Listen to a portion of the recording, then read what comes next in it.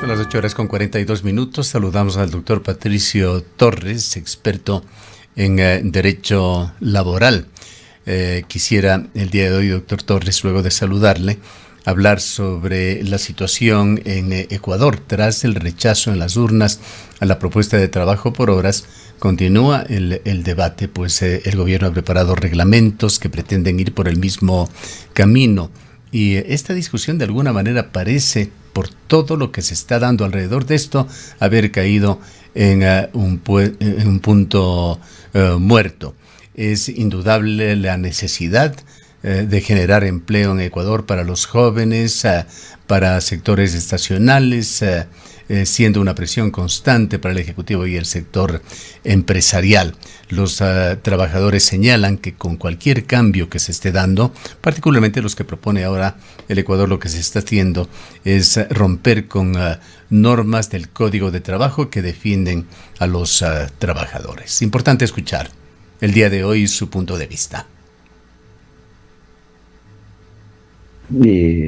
Saludarle a todos quienes nos escuchan. Sí, efectivamente, debemos partir de un contexto internacional.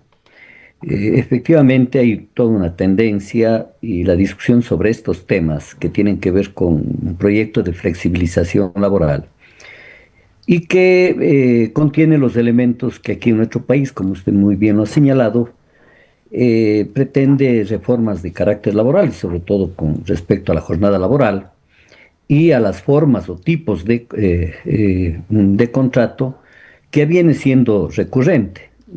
Si mal no recuerdo, hubieron dos consultas anteriores relacionadas con el tema del trabajo por horas y que en nuestro país no fueron aprobados por la población. Y se insiste. Y que desgraciadamente creo que frente al nuevo proyecto denominado Acuerdo 46, emitido por el Ministerio de Trabajo, el principal problema que miro yo es el que se trata de evadir toda una discusión democrática para que pueda, efectivamente, si es que esa es la pretensión, cambiar no solo el concepto, sino la modalidad de la jornada laboral, no, mediante la emisión de una ley que, como todos conocemos, pues para que efectivamente se reformule o se reforme una ley con respecto a la jornada laboral aquí en nuestro país, tiene que pasar por un debate democrático y mirar si es que es la conveniencia o no. O sea, este es el principal problema que actualmente se lo tiene con este acuerdo ministerial 046, que mediante este acuerdo de hecho se reforma varios artículos del Código de Trabajo, fundamentalmente el 49, ¿no? Que señala que la jornada laboral en el Ecuador será de 8 horas, pero aún más, con otras normas del propio Código de Trabajo, tiene que ver con lo que se conoce como semana integral, es decir, aquí en el Ecuador se labora 5 días y se gana por 7 días. Eso es lo que se llama más o menos la semana integral. Y se considera, por ejemplo, que la jornada común normal de labores en el Ecuador es de lunes y viernes, y por eso que se crean las figuras del pago de horas suplementarias y el pago de horas extraordinarias. El pago de horas extraordinarias se lo realiza cuando el empleador requiere que el trabajador labore en los días sábado o domingo o días de carácter festivo, porque así está de una u otra forma estructurada la sociedad ecuatoriana. Entonces la jornada normal en el Ecuador es del día lunes a viernes, considerado 2 días de descanso consecutivo, que dicho sea de paso, han venido ya cambiándose, reformándose por la emisión de un conjunto de leyes y también de acuerdos ministeriales que podemos analizarlo. Entonces, yo veo el principal problema es de que se evade el tema de una discusión democrática para que pueda, mediante una reforma legal, efectivamente cambiarse la jornada laboral aquí en nuestro país. Y hoy se lo plantea realizarlo vía un acuerdo ministerial que atenta al tema de incluso de seguridad jurídica y que creo que ha conllevado que el propio ministro de Trabajo diga que todavía no está en vigencia su acuerdo ministerial. Doctor Torres, aquí en Ecuador las consultas populares, que son un mecanismo de democracia directa, no han sido observadas. Hay muchos portavoces desde distintos órdenes, como en el plano económico, por ejemplo, que dicen que la voz del pueblo no es la voz de Dios, que Ecuador se ha equivocado en las consultas populares, cuestionando la infalibilidad de estos resultados de democracia directa. Alberto Acosta Borneo es un ejemplo. Él cuestiona los efectos económicos de los resultados de las consultas populares de la explotación del Yasuní, que dicho sea de paso han hecho caso omiso 3 gobiernos de las consultas antimineras de Cuenca, Girón, Chocó, Andino, que se les trata de dar de baja en cuanto a sus efectos de todas las maneras posibles, más aún ahora con estos cambios que se han dado en las leyes mineras y eléctricas. Le pregunto a usted, ¿es esa voz del pueblo realmente infalible? Por supuesto que vamos a partir ya del punto de vista político y sociológico. El problema es de que la población vota de acuerdo a determinadas coyunturas, pero también hay que entender por niveles, diríamos, ideológicos. El tema de las reformas laborales aquí en nuestro país tiene mucho que ver con las realidades concretas que vive la población. Pongamos solo un ejemplo de la consulta en la cual se le preguntó al país sobre el trabajo por horas. Recuerdo que la promoción de parte, sobre todo de la ministra de Trabajo, llegó a decir que la hora, incluso si se aprueba esta reforma constitucional, el valor de la hora en el Ecuador iba a costar $12 la hora. Es decir, saliéndose y con una propuesta de carácter demagógico. Entonces, creo que no entramos en un debate, me parece a mí serio, sobre este tema, que incluso podría conllevar a determinados acuerdos. Le pongo solamente un ejemplo. ¿Qué se pretende con este acuerdo ministerial? Con este acuerdo ministerial tiene, digo, varios objetivos, pero pongamos el principal, efectivamente, reformar el Código de Trabajo en la parte en donde la jornada laboral dejaría de ser de 8 horas y pasaría a ser no de 10 y hasta de 12 horas. ¿Esto qué implicaciones tiene? Tiene una implicación muy concreta de que el trabajo actualmente posterior a las 8 horas de tiempo eficazmente laborado para el empleador tiene una sobrecarga que se llama hora suplementaria, por ejemplo, con lo cual usted tiene que pagar el 50% del costo efectivamente de la hora, no por el concepto de hora suplementaria. Entonces, si usted plantea que la jornada laboral pase de 8 a 10 a 12, entonces se elimina ese concepto y norma concreta con respecto al tema de horas suplementarias. Y no digamos más aún, cuando usted dice que con esta jornada laboral puede distribuirlo en varios días, ¿no? Incluidos sábados y domingos, ¿no? Entonces, obviamente, elimina el concepto y la norma con respecto al valor del trabajo de hora extraordinaria, que es del 100% de recargo. Entonces, por supuesto, esto efectivamente no afecta a un derecho irrenunciable que está reconocido no en la Constitución, la jornada laboral, sino que dice la Constitución que los derechos laborales son irrenunciables. El tema Entonces, de por la más regresión de derechos, además. pero además, por más que usted firme, le pongo un ejemplo, en vigencia este acuerdo, supongamos que usted firma un acuerdo, ¿ya? Y entonces todos sabemos, efectivamente, que posteriormente yo incluso puedo ir ante un señor juez y decir, señor juez, aquí firmé este acuerdo, ¿no? Y la Constitución de la República dice que está permitido en el ámbito laboral la transacción siempre y cuando no implique renuncia de derechos. Y entonces el señor me pagó aquí como hora normal cuando yo laboré como hora extraordinaria. Es Solo decir, pongo un ejemplo. usted Entonces, estaría, doctor Torres, entonces en la línea de aquellos que sostienen que el gobierno busca resquicios en la potestad reglamentaria del Ejecutivo para flexibilizar la contratación. La pregunta ¿Y qué sería, es lo malo? ¿hasta dónde puede llegar un acuerdo ministerial sin vulnerar la jerarquía de las leyes?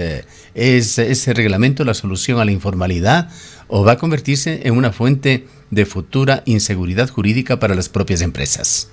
Por supuesto, empezando por lo que dice el mismo ministro, de que no está vigente el acuerdo ministerial, cuando todos conocemos que efectivamente los actos administrativos, pues se presume de que causan ejecutoria en el momento efectivamente en el cual se emiten los actos administrativos, pero luego viene el ministro y dice que efectivamente no está vigente.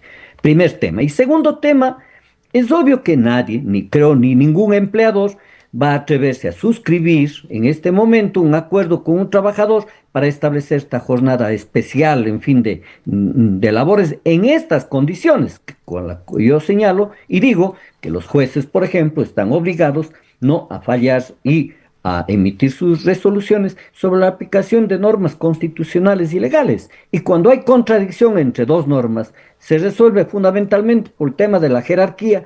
Además, ¿no?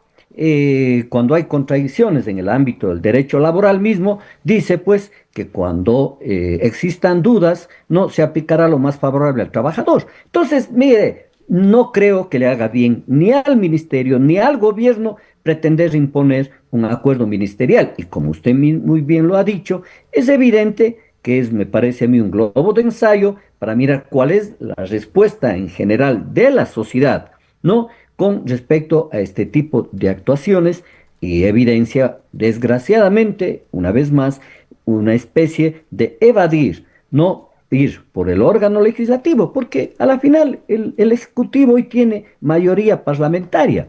Debían haber acudido a la Asamblea Nacional, presentar un proyecto de ley, reformas, si es que quiere, al propio Código de Trabajo y efectivamente generar un debate amplio y suficiente para resolver este tema. Además de eso, mire, lo que no se le dice a la propia, en general a la propia sociedad, es de que, mire, respecto a horarios regulares o ordinarios, en el mismo Código de Trabajo permite y hay excepciones. Leo, la disposición no, del artículo 47.2 para que la ciudadanía conozca y dice jornada prolongada de trabajo. Ahí se establece que se puede pactar de manera excepcional y hacer una jornada prolongada de trabajo siempre y cuando haya necesidades, por caso fortuito, fuerza mayor o necesidad de la empresa. O sea, que ya tenemos normas con respecto a flexibilizar los horarios o las jornadas de trabajo en las Ahora, actuales los condiciones. caminos que usted propone, el camino legislativo, que debería ser lo normal, es un camino bastante tortuoso y eso lo sabemos. ¿Podríamos pensar, doctor Torres, de que Ecuador en realidad está blindado para cambios en estos temas? La pregunta que viene entonces es ¿cómo cambiar esa desastrosa situación del país de casi un 70% de informalidad laboral? De la desocupación mejor ni hablar, porque es un tema que se lo trata estadísticamente como se lo quiere. Pero sí tenemos que hablar, por ejemplo, de las consecuencias de esto, más allá de la subocupación, esa debilidad crónica del Instituto Ecuatoriano de Seguridad Social por falta de sostenibilidad, pues prácticamente no crece el empleo en Ecuador, todo lo contrario, y está llevando esto a un altísimo riesgo de una hecatombe incluso en la seguridad social. Efectivamente, nadie desconoce la realidad del empleo y del desempleo en el Ecuador. Vea, yo quisiera recordar, no lo tengo a mano, pero cuando presentó las reformas laborales, incluso la reforma de orden constitucional en el gobierno de Guillermo Lasso, en la introducción señalaba y decía textualmente que si bien ninguna reforma legal crea por sí un puesto de trabajo, decía ellos, sin embargo, contribuye. Entonces, con esto lo que quiero señalar es de que está demostrado que vía reformas de carácter legal, ¿no? O constitucional, no vamos a poder generar una sola puesto de trabajo. Puedo que esté exagerando, pero es así. Lo que sí interviene el ámbito de la legislación, de la normatividad, efectivamente es generar condiciones necesarias. Pero aquí en nuestro país tenemos un problema, que tiene que ver con el crecimiento económico del país. O sea, el problema no está en que el efecto, que es el desempleo, puede ser la solución al problema de la producción en el Ecuador. Un país crece económicamente y obviamente se amplían las fuentes de trabajo en el Ecuador. Y esto no va a poner en el Ecuador por reformas laborales que por lo general, no digo que no exista alguna que implique progresividad en los derechos, por lo general todas, absolutamente todas, lo que tienden fundamentalmente es a afectar el sector, el aspecto más sensible de una relación laboral, que es la remuneración. Entonces, lo que se plantean en las reformas laborales es no disminuir los costos, pongámoslo así, entre comillas, de producción. Entonces, disminuir indemnizaciones, disminuir el valor de la mano de obra, digamos, llámese plusvalía, ¿no? Disminuir, ¿no?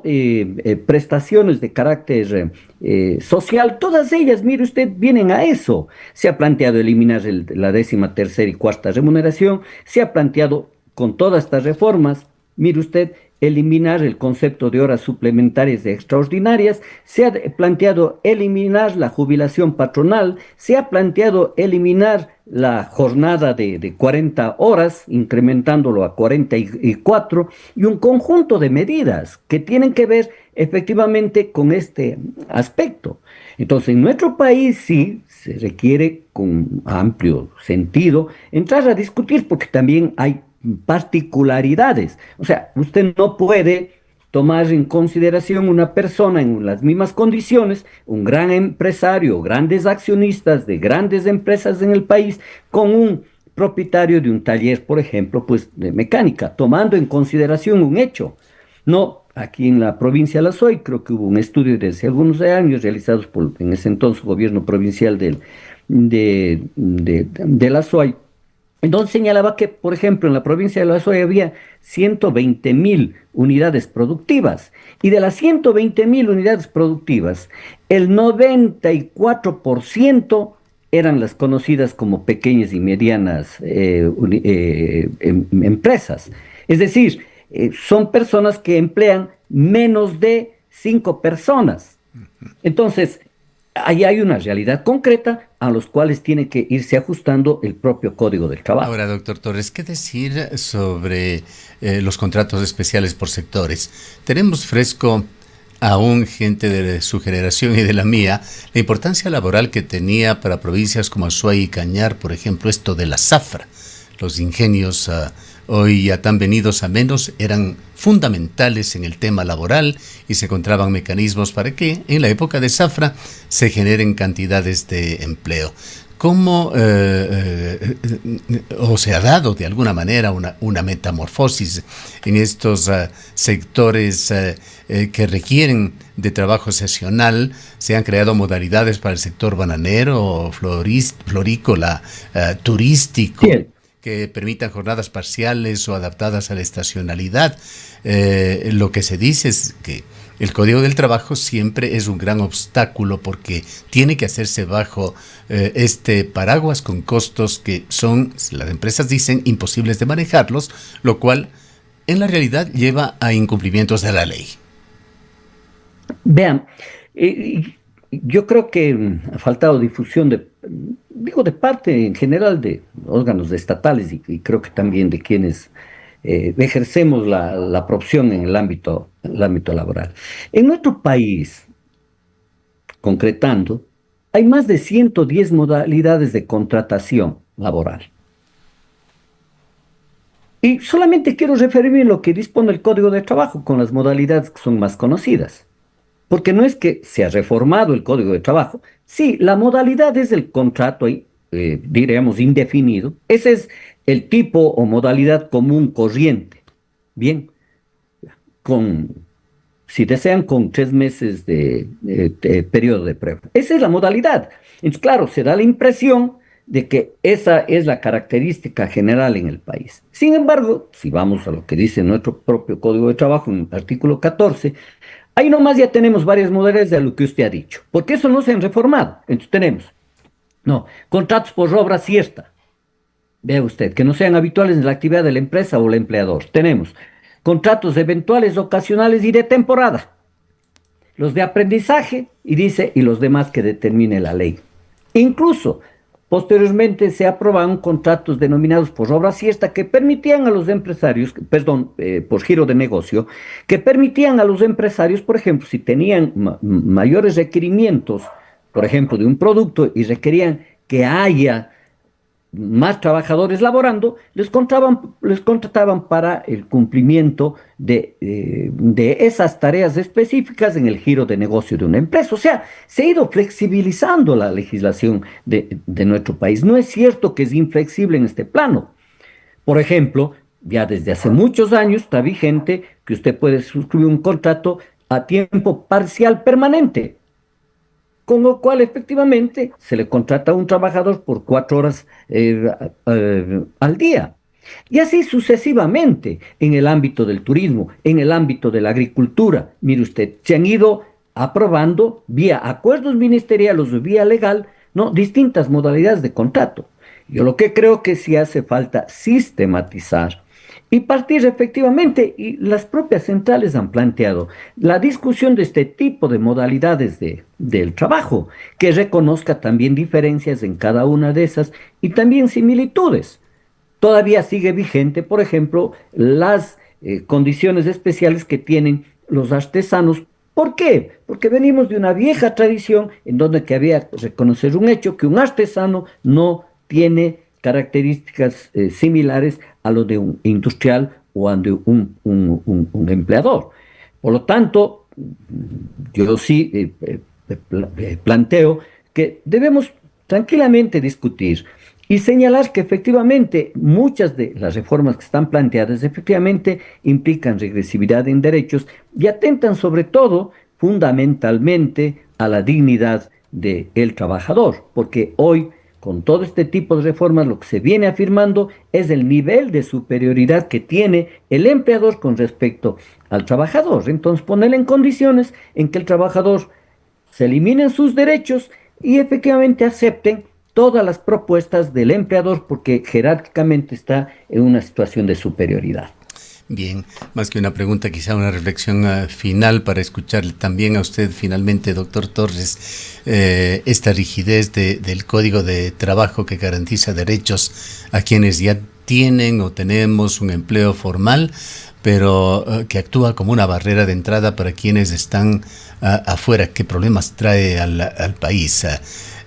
Por otro lado, la falta de confianza política impide que propuestas de flexibilidad como el trabajo por hora prosperen, son percibidas como un retroceso en derechos adquiridos. Uno de los resultados que se dan es el de incentivar la migración. ¿Cuántos ecuatorianos tenemos afuera a pesar de todo? Esta migración que, si bien trae dinero fuerte, duro al país, 8.000 millones de dólares o más se estiman anualmente, lleva sin embargo la fragmentación familiar, a durísimas condiciones de informalidad que tienen que enfrentar nuestros migrantes, a una tragedia social. Vea, yo creo que aquí en nuestro país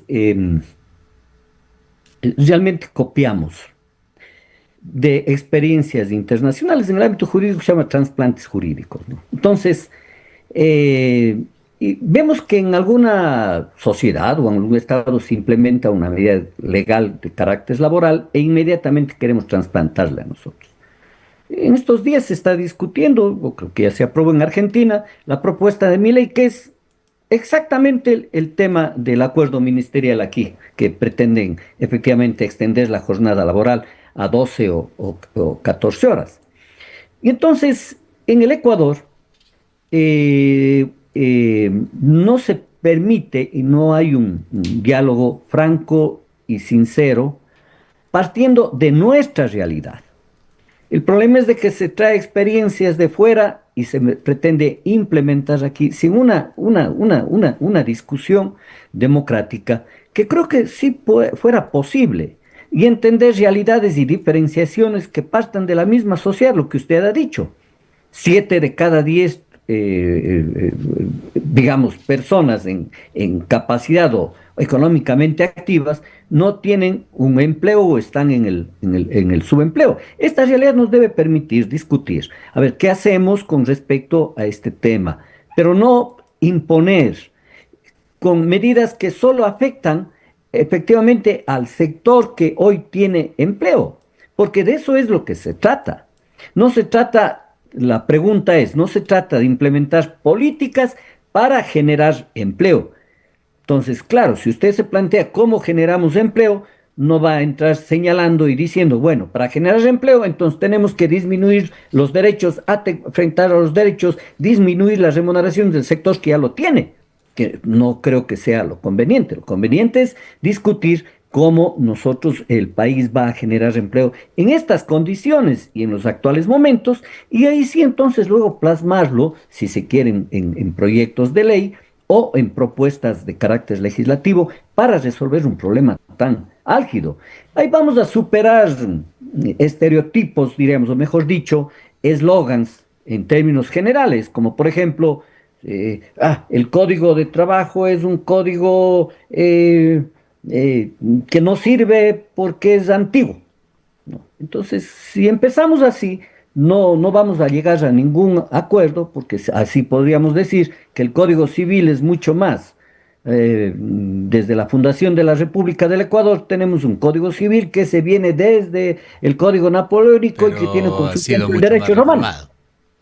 ¿No es cierto? Si es que nosotros, por ejemplo, decimos, hay que mirar la inutilidad entonces de ese código o de esas normas a nuestra realidad. Entonces, como usted muy bien parte de un criterio que podríamos partir, aquí hay un problema serio en el Ecuador y vamos a ir entonces ahí discutiendo estos temas y por eso incluso creo que sería preciso y necesario, si quiere reformarse este tema en el orden laboral, no, se tiene un espacio hoy institucional que es la Asamblea Nacional en donde se puede abrir un gran debate sobre la necesidad de una reforma. ¿Por qué cree que no plantean, si alguien se viene proponiendo, dicen pues reformas estructurales, unos dicen y otros, tener un nuevo código del trabajo? Bueno, entremos a discutir entonces un nuevo código de trabajo. Yo estoy seguro que ahí pueden acogerse propuestas que tienen diversos sectores. Personalmente digo, yo creo que sí es necesario hacer una diferenciación,